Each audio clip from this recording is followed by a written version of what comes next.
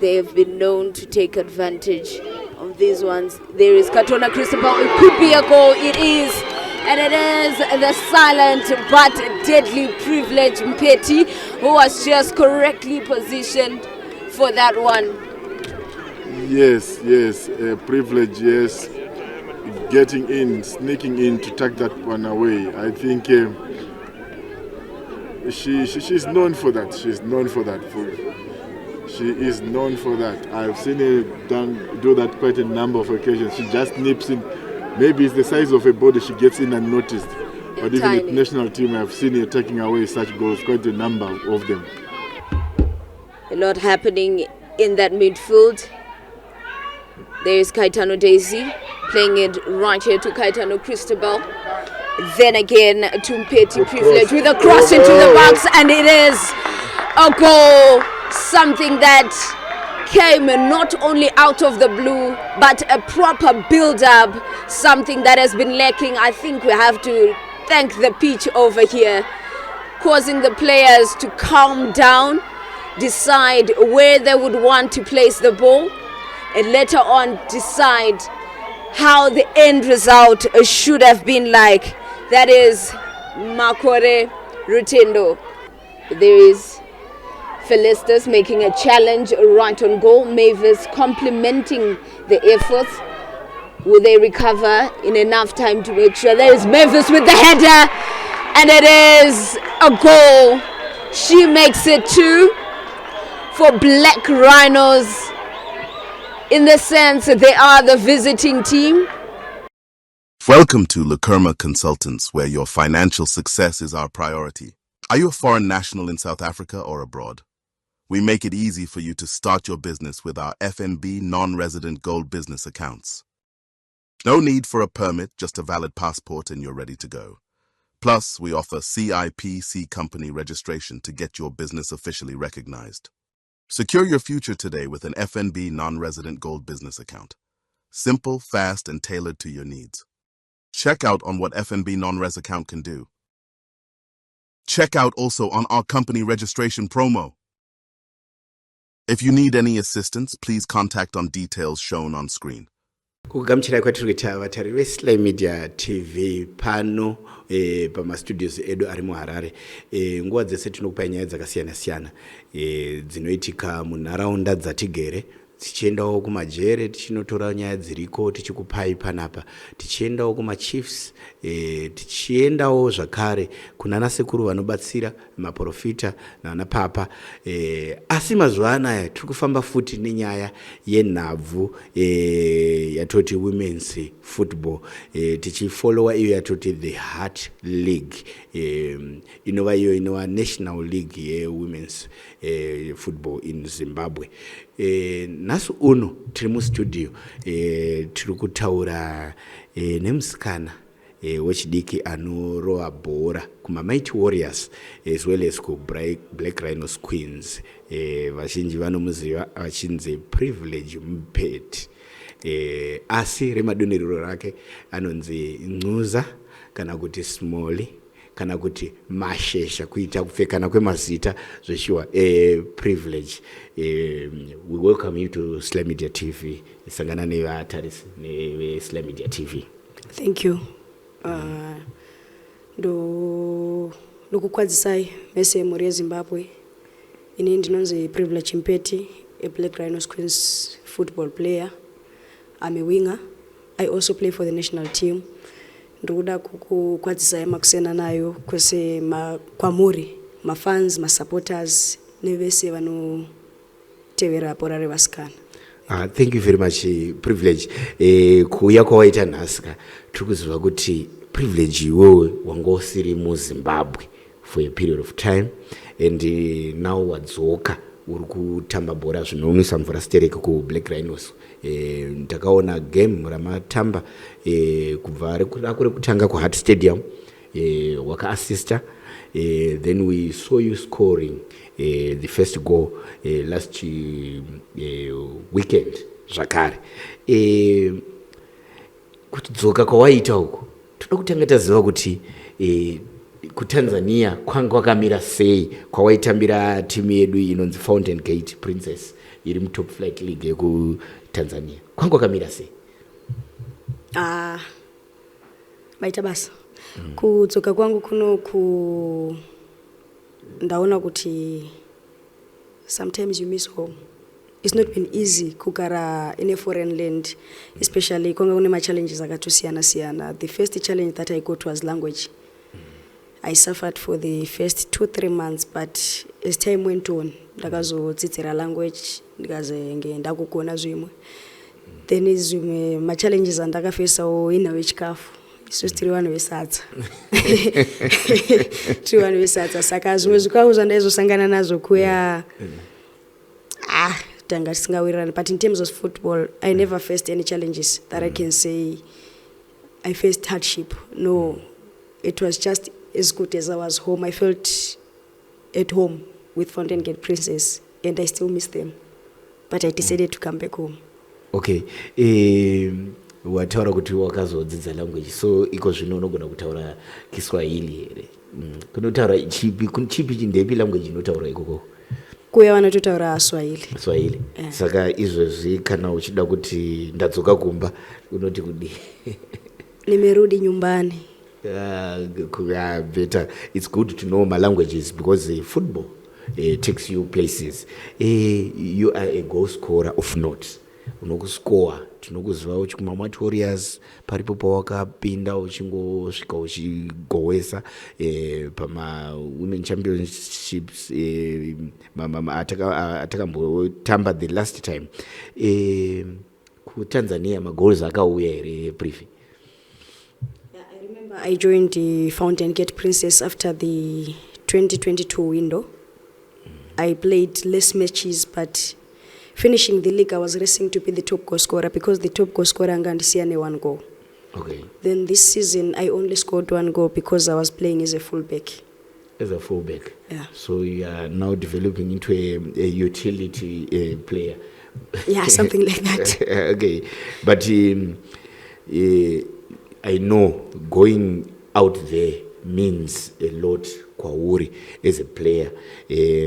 Asi toda kutaura kuti league yekuTanzania yamaitambira iyi muchikombea back home kunoko pane difference. Yeah, there is a very big difference. Yes. Maybe you're not going to kutitora through my differences in these leagues. Yeah, I can say I can start with the pitch because I'm a footballer also. I'll start with my office. Yeah. The pitch that the Premier League boys use for their league is the same pitch that we use. Okay. In fact, we use standard grounds there, and everything is just standard because sometimes I feel like I'm playing a national team match, seeing the environment, the pitch, even the footballs. They were quality footballs. Oh, that's better. I want to take me through even my facilities, the professionalism. What can the local league adapt from zvawakadzidza for Tanzania? What I can say is kunoku tokumbiro kuti sevaskana toshandisa ground rinenge hard. Because ineno personally coming back home, first match yangu ndakatotambira kuHart.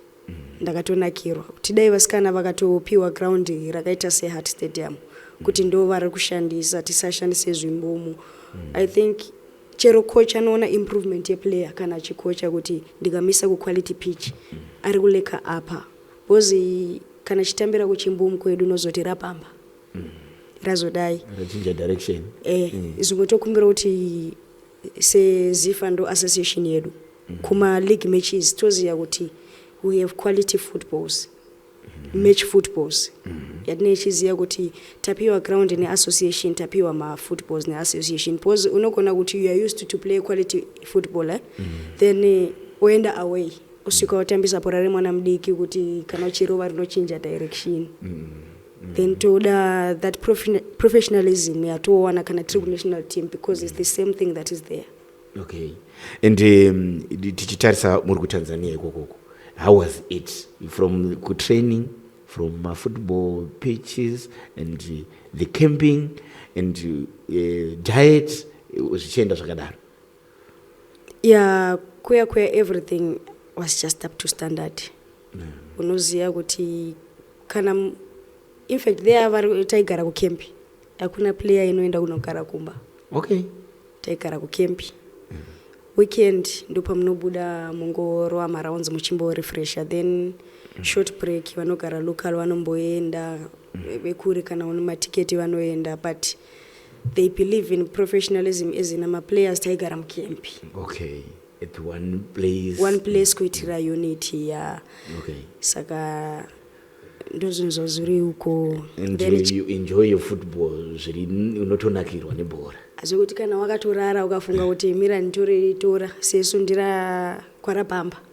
Nongombuka kwanotora bhora rako ita zvinhu zvako, because that club is more like an academy. It's academy. Okay. Inototangira kuwana vadiki 2 years 3 years academy, so ndozvazva iveko, but chikafu manje ndopatainidzana because they were so professional. Zvimwe zvaitondigumburawo kuti unonzwa kuti player arivhumire kudya machips, arivhumire kunywa coke. Saka they were too professional. Zvimwe zvaitondigumbura pose inini ndodo tuma nice so kuti ndiwake nyama. But maybe it's an introduction to kuti kana wazoenda maybe kumwewo kuri more professional than them, it may help you as well to adapt. So tida kutarira sponsorship brief. How was it imi muchitamba muri mu top flight zvangu zvakamira sei, including sponsorship as well as kupeiwa kubhadharwa zvako zvakamira sei? Ndoda kuti ti compare and contrast nezviri kunoko.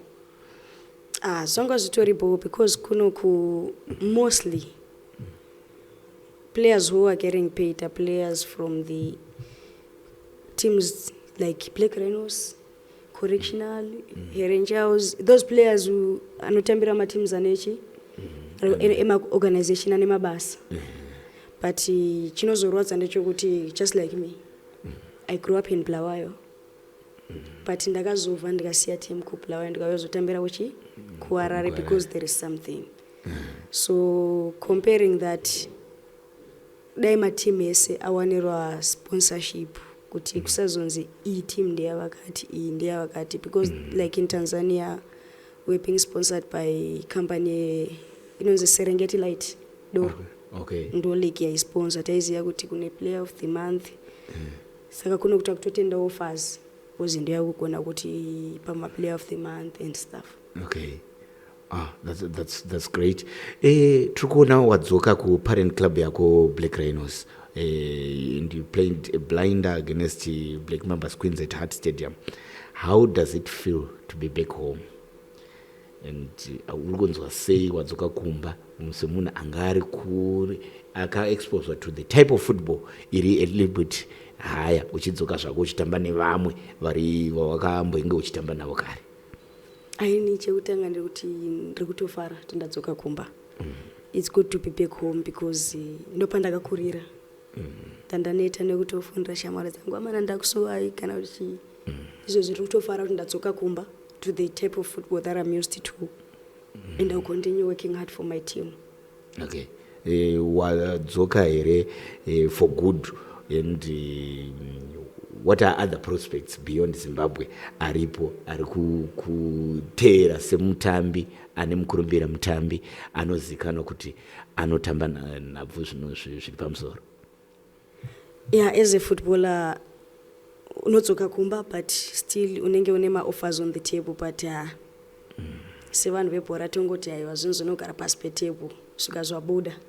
Saka tozozitaura kana zvabuda kuti ndiri kudiwa pakati, pozi vanhu vebhora unozoti ndiri kudiwa kusouth, mangwana omuka uchitambira kuMbare vanozoseka manje kuti onakati ari kudiwa kusouth.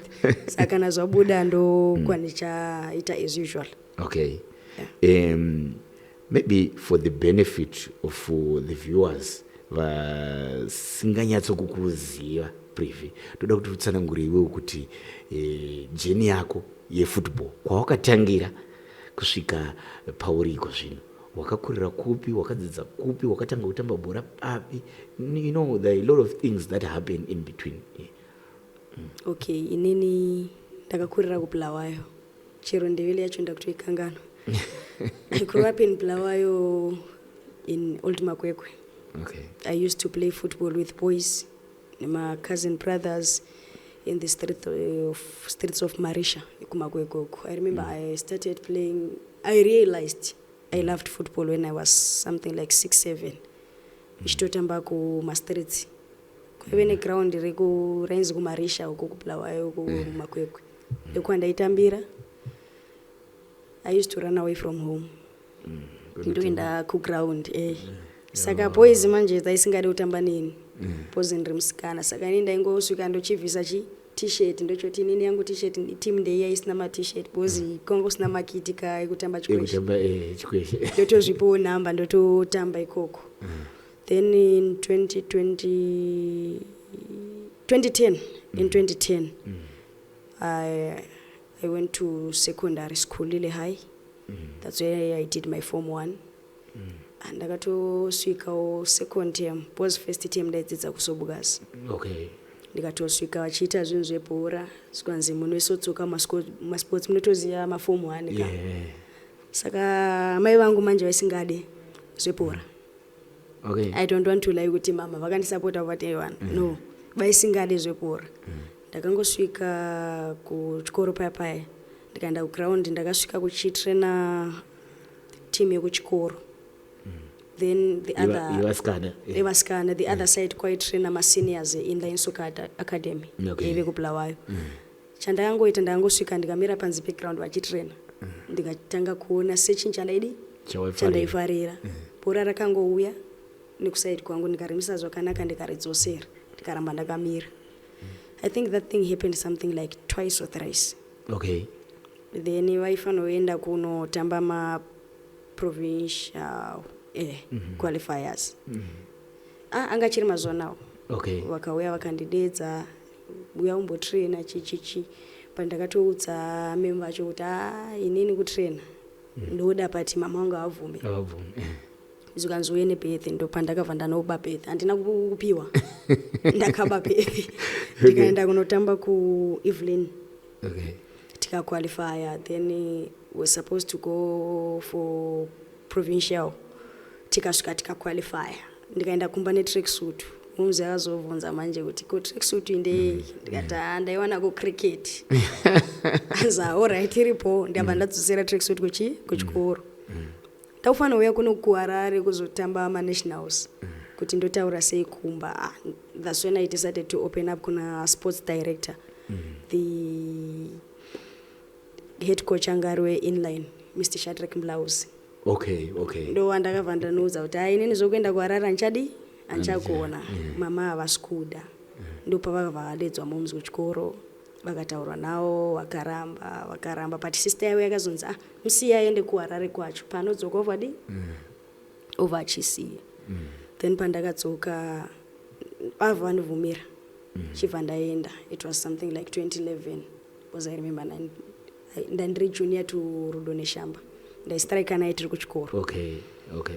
Ndikaenda ndikadzoka pandakadzoka zakwanzi mwana atamba zvakanaka chibva kwaitwa chitournament chibva ndanoita top goal scorer and player of the tournament kuvana vadiki.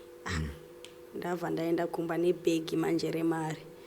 Ndaudza mama kuti papa ndaenda kuHarare but ndasara kuenda kuLesotho nekuda kwepassport ndatamba chitournament iri ndawana mari.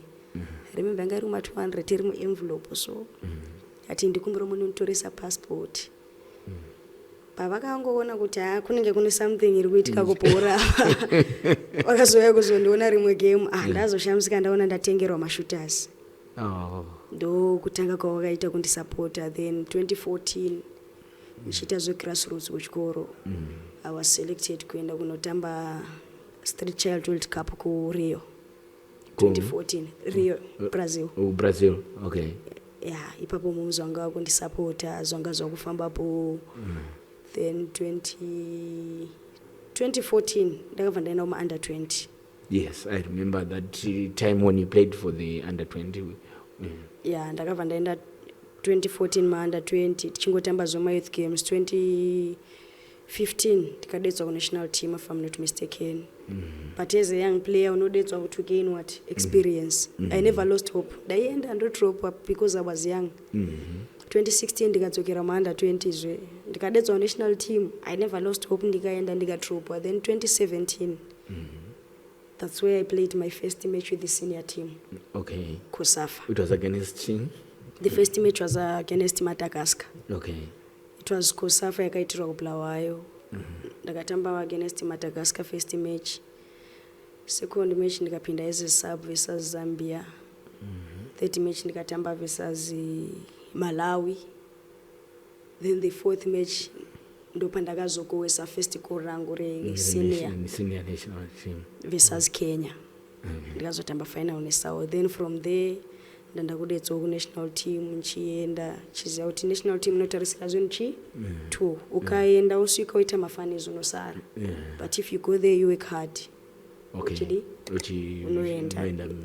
Yeah, that's why I started gaining confidence. Chitambana namajika.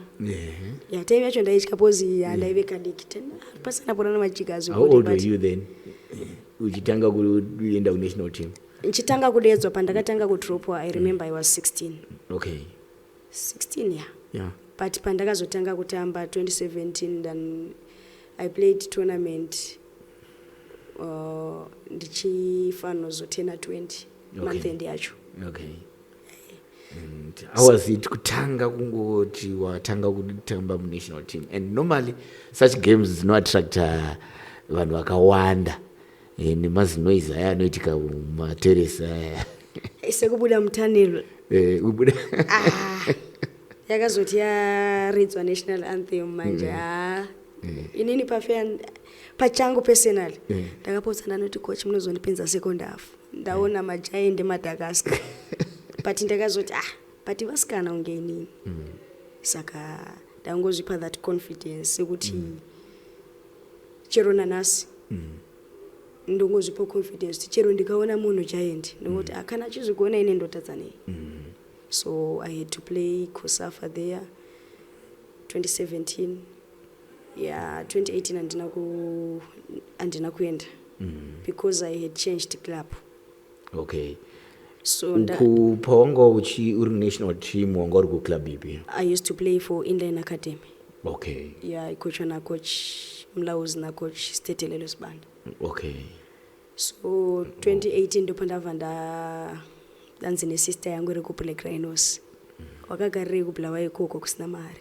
Tikati Bulawayo ndokuti uri bho. Abva nditi ndokutumira mari mangwana. Sister yangu musoja.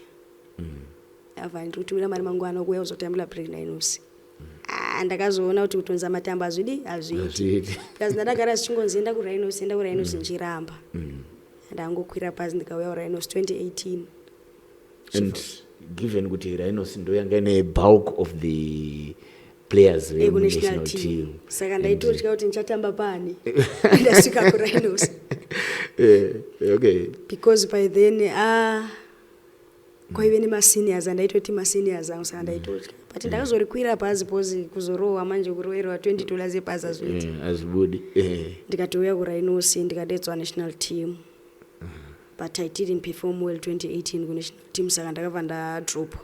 Okay. I didn't go with the team. And what do you attribute your kusaperforma mushe kuchi zvaunoti izvi ndofunga ndo zvakandiitisa kuti ndisaperforme zvakanaka pa time iyoyo?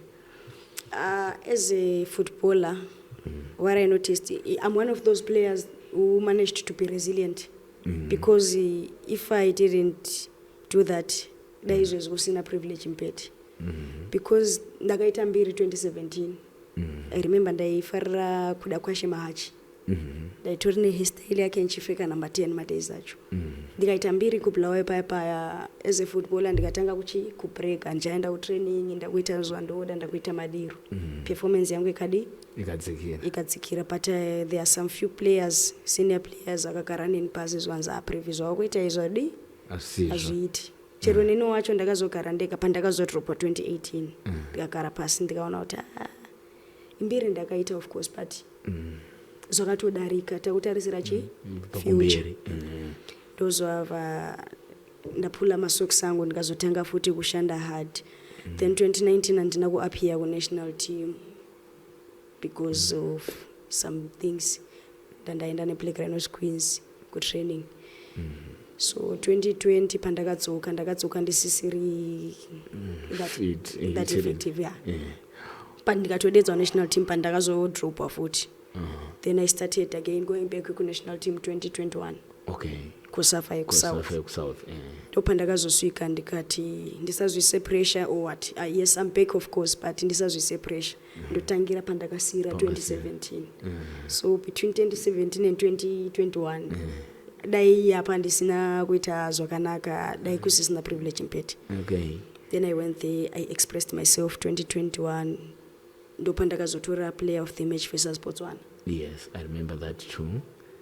Then ndikadzoka 2022 early 2022 I think ndopatakatamba ma-qualifiers kupedzisira pandaka in fact 2021 ndakatamba versus Botswana and ndiwe ku South Africa kuno kuma-qualifiers national sports yes patakazoenda away ndakaita kupedzisira kugoisa correct 2 patakabva tapano yes FIFA ban but atina kuvhira taluza hope 2022 ipapo tikapanwa 2023 yakazovhurwa 2023 if I'm not mistaken ndopatavha tadzokera futi kunational team but as girls takati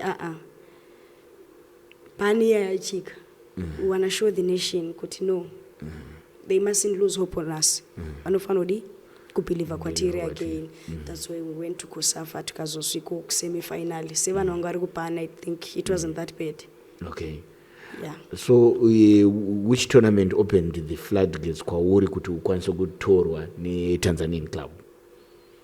Obvious our southern region tournament kusafa because mavideos anga akawanda chero munhu achikumbira mavideos anga akawanda ndenational team so I think ndo kwakaita kuti ndizowanika kuTanzania that's better and tichitarisa iko zvino wadzoka and the national team iri kuda kuenda futi soon inenge chakugadzira futi such games ekusafa league yedu pari zvino muri kuiona sei given kuti inenge yave a little bit of competition? What's your assessment ku league yedu pari zvino maitiro ari kuita hakuchisina inonzi small team?